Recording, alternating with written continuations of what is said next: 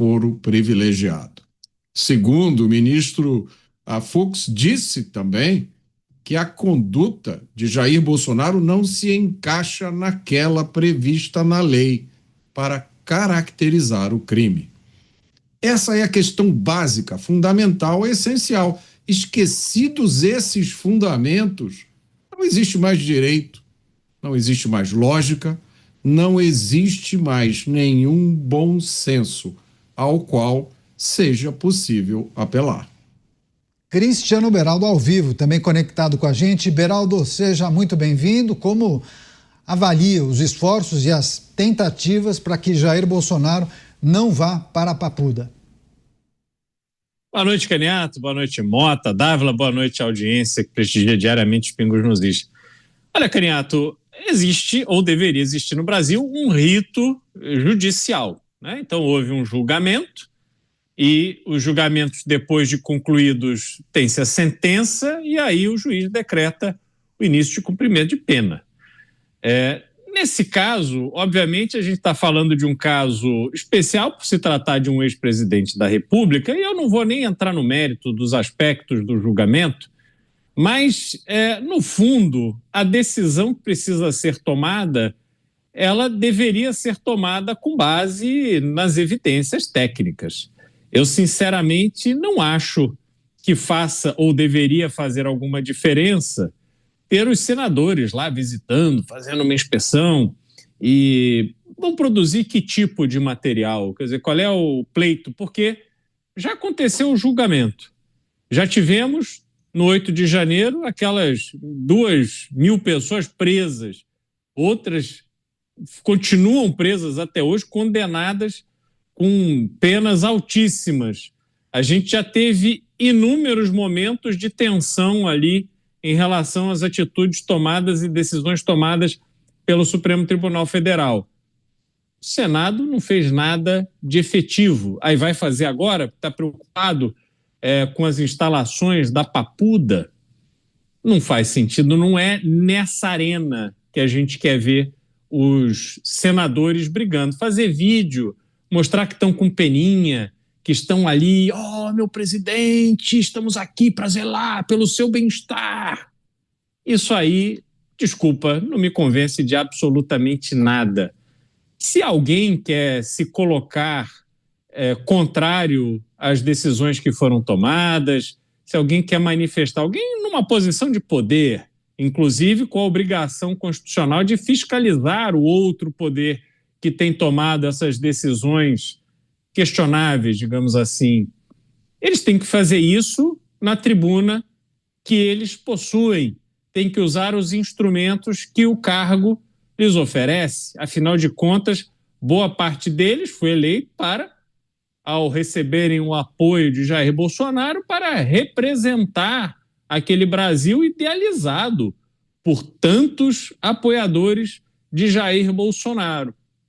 Agora, se esse apoio reduz-se a simplesmente fazer jogo de cena, se esse apoio reduz-se a simplesmente ficar gravando videozinho na internet, aí, Canha, temos um problema grave de representatividade. Aqueles eleitos que, no fundo, não representam a luta e o embate que o Brasil precisa ver acontecer. Representam simplesmente o discurso, o falar, que é importante também, mas no Brasil de hoje está longe de ser suficiente. Agora, tem um outro aspecto para passar para o Dávila, inclusive. Dávila, eu escuto muita gente falar que Jair Bolsonaro não deveria ir para a Papuda, primeiro, porque ele é um ex-presidente, tem problemas de saúde, é idoso e é oficial da reserva, é um militar da reserva. Essas características garantem aos advogados de Jair Bolsonaro que um eventual pedido seja atendido pela Justiça? Nós esperamos que sim. Aliás, não precisaria nem ter o pedido, né? Se a Justiça tivesse o mínimo de dignidade, sabendo se tratando de um ex-presidente da República com saúde frágil e idoso, que deveria ter condições dignas para poder cumprir a pena.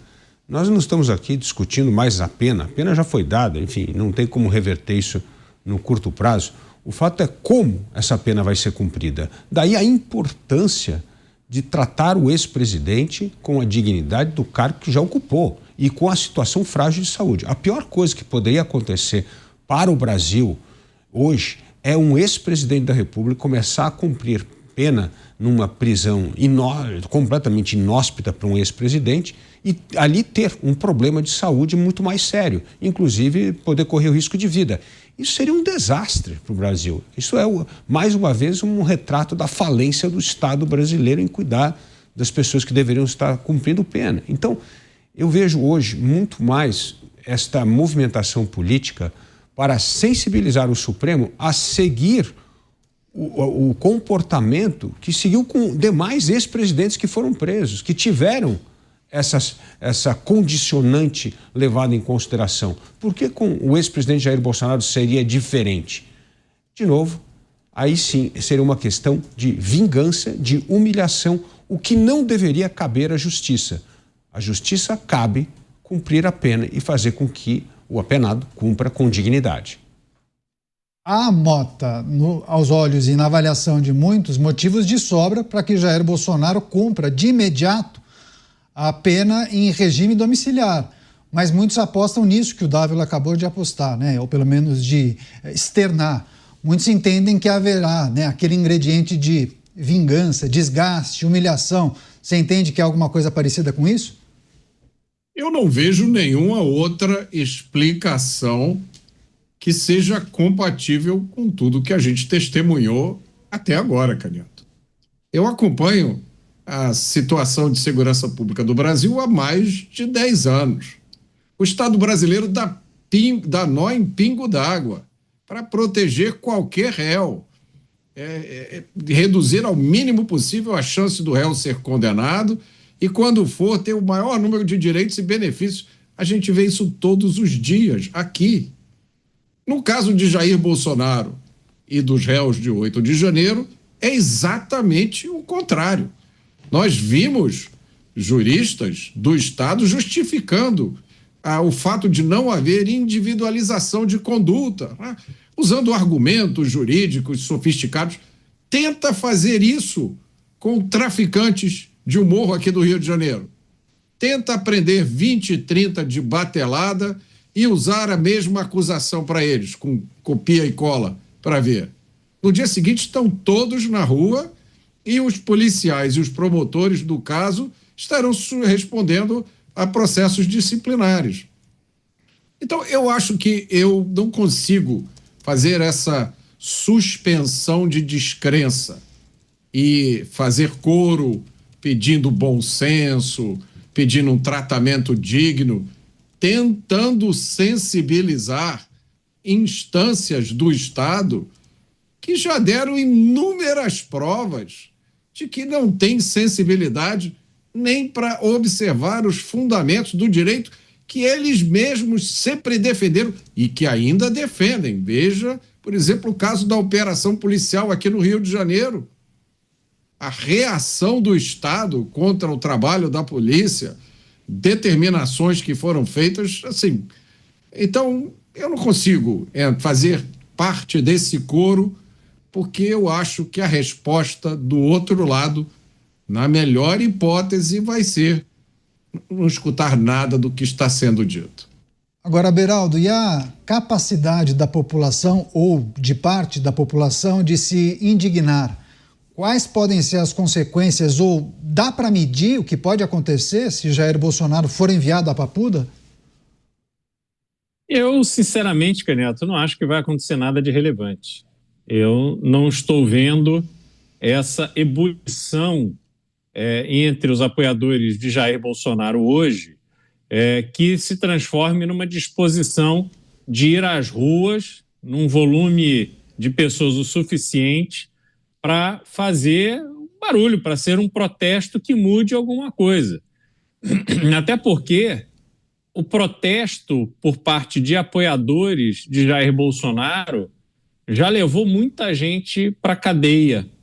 Muita gente está aí, longe dos filhos, dos pais, está com problemas de saúde, está vendo os seus parentes morrerem e eles estão na prisão com penas de 15, 16, 17 anos de cadeia porque resolveram se manifestar de forma inadequada, completamente inadequada, mas estavam ali fazendo nada pior do que outras manifestações já haviam feito na Praça dos Três Poderes e na Esplanada dos Ministérios. Aliás, baderna e quebra-quebra já houve depois do 8 de janeiro de 2023. Mas, quando o protesto vem de grupos ligados à esquerda do Brasil, esses protestos jamais são vistos como um atentado contra a democracia, uma tentativa de interrupção do processo democrático, por mais que promovam quebra-quebra, baderna, incêndios. E a gente já viu tanta coisa acontecer ali, protestos de pessoas pedindo o fim, a saída do presidente Michel Temer à época, com quebra-quebra, incêndio, enfrentamento à polícia, e nem por isso essas pessoas foram detidas, foram encarceradas ou foram condenadas por mais de 15 anos de prisão pelos seus atos. Então, Canhato, eu sinceramente não acredito que haja na sociedade brasileira hoje apoiadores dispostos a ir fazer realmente um protesto relevante que possa mudar alguma coisa. É óbvio que sempre pode haver aqui uma manifestação chamada pelo pastor Silas Malafaia, e aí vem os filhos do presidente, aí vem os governadores que querem tirar uma casquinha para as eleições do ano que vem. Só que eles vão ali no caminhão de som, fazem o discurso no domingo, segunda-feira todo mundo levanta, vai trabalhar e a vida que segue. Ninguém vai ficar plantado ali em frente à Justiça do Distrito Federal, Supremo Tribunal Federal ou da Papuda, seja lá onde for, para tentar ali, no longo prazo, criar algum tipo de mudança. Até porque, só para concluir, Canhato, quando você tem manifestantes de esquerda, normalmente eles ganham dinheiro e molezas para se manifestar. Mas, em geral, as manifestações da direita, ela é feita por voluntários, pessoas que efetivamente acreditam que é possível um outro caminho para o Brasil poder finalmente melhorar. E essas pessoas têm suas obrigações, elas precisam trabalhar, ganhar dinheiro para pagar suas contas. Elas não têm como abrir mão das suas vidas, das suas famílias, para ficar plantados ali, dia após dia, buscando algum resultado prático que favoreça o ex-presidente Jair Bolsonaro. Pois é, o apelido Mortadela veio daí, né? Porque os manifestantes ganhavam lanches de mortadela, inclusive.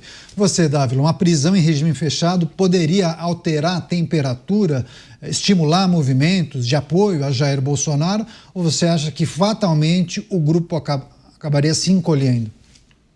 É difícil saber qual é a reação, porque, na verdade, o grupo já hoje é consciente da pena que Jair Bolsonaro vai cumprir 27 anos de prisão. Se isso vai ser na Papuda, se isso vai ser em casa ou numa prisão militar, é quase secundário. O que nós estamos falando aqui é apenas as condições dignas que deveriam ter para um ex-presidente da República cumprir a pena. Agora, manifestação, eu entendo que só haveria essa grande comoção popular se realmente a situação de saúde de Jair Bolsonaro deteriorasse nesse cumprimento da pena num regime como o da Papuda. E a condição de saúde dele nós também não sabemos, mas ela é frágil só pelas quantas vezes Jair Bolsonaro já foi internado ao longo do ano, né? Então isso já mostra a fragilidade da própria saúde do presidente. Então eu entendo que agora é hora fazer com que essa pena seja cumprida dignamente, até que futuramente haja outros recursos e coisas. Mas hoje a questão principal é zelar por condições adequadas para que o ex-presidente da República possa começar a cumprir a pena em regime fechado.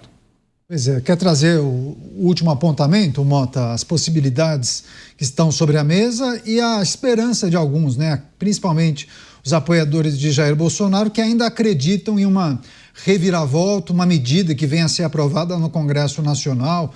Enfim, é preciso também considerar essa possibilidade. Eu não tenho dúvida nenhuma de que isso vai acontecer, Canhato. Acho que é 100% de chance, porque essa é a história do Brasil. A gente só não sabe quando e não sabe como. Mas eu não tenho dúvida nenhuma de que muitas coisas que nós estamos vendo hoje no Brasil vão ser completamente revertidas. Isso tem um lado bom, lógico, porque é uma reparação parcial a injustiças que foram cometidas, porque a justiça e o direito foram ignorados em várias circunstâncias. Agora tem um lado ruim, porque o brasileiro volta para casa com a sensação de que aqui no Brasil nada é de verdade, nada é sério, nada realmente é como deveria ser, tudo se sujeita ao capricho político do momento, tudo se sujeita ao poder. Beraldo, você vê o Congresso com alguma motivação de avançar com algum projeto que possa beneficiar Jair Bolsonaro? Lembrando que ano que vem tem eleição, né? Mas eu não acredito que nesse momento, pelo menos, alguma coisa avance de forma concreta. Houve uma movimentação na semana retrasada para que o projeto da anistia fosse colocado em votação, isso não aconteceu. Agora a gente está vendo o deputado Derrite com o seu projeto aí antifacção, que sofreu todo tipo de reação do governo, um jogo baixo, rasteiro, uma tentativa permanente de inversão de narrativas, né? O capitão Derrite sendo acusado daquilo que os seus acusadores são e tentaram descredibilizar o seu trabalho a partir de acusações infundadas, de ilações. Então, esse jogo sorrateiro e sujo demonstra qual é o ambiente político hoje em Brasília. E um projeto que favoreça Jair Bolsonaro, especialmente para que ele esteja em condição de fazer campanha no ano que vem, na minha opinião, sofrerá todo tipo de resistência, não apenas do voto no plenário, mas especialmente no jogo sujo e sorrateiro que é tão comum em Brasília. Só para fechar, você, Dávila, também essa questão que envolve o Congresso, lá atrás, um tema muito debatido, anistia, dosimetria. Parece que ontem o PL da dosimetria ressurgiu das cinzas, né? Muitos apostando que esse projeto poderá ser aprovado nos próximos dias.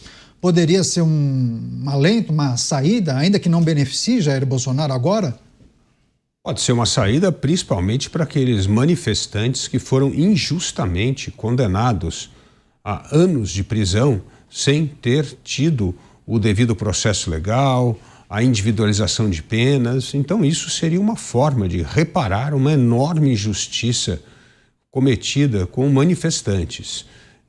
Agora, isso, de novo, é um projeto que ressuscita, como você disse, sempre no calor do momento, agora prestes a Jair Bolsonaro começar a cumprir a prisão em regime fechado. Mas se deixar passar a janela, Jair Bolsonaro comece a cumprir a pena em regime fechado, o assunto esfria. Então isso é um pouco de oportunidade política. Neste momento, um pouco antes do início do cumprimento da pena de Jair Bolsonaro, pode ser que abra uma janela para que esse projeto da redução de pena para os manifestantes seja aprovado. Agora, fica aí sempre aquele ponto de interrogação. Será que o projeto aprovado pelo Congresso Nacional não será derrubado no Supremo Tribunal Federal? Essa é a grande questão num país onde hoje os poderes não respeitam mais os limites constitucionais designados pela Constituição. O ativismo judicial hoje deturpa todo o jogo entre os três poderes. Portanto, mesmo uma medida aprovada pelo Congresso, nós não saberemos se valerá ou não.